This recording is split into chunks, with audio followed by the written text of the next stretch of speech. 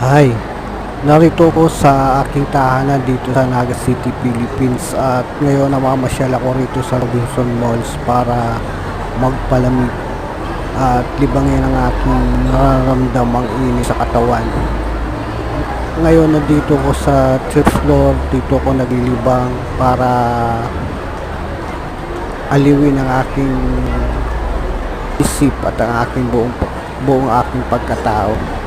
Hindi, narito ko sa third floor para isipin ng mga ka, ka kung ano may ibubuti sa aking sarili at libangin na rin at aliwin ang aking buhay. Kasi pag nandito ko sa loob ng mall sa Robinson, naaliw talaga ako sa mga nakikita ko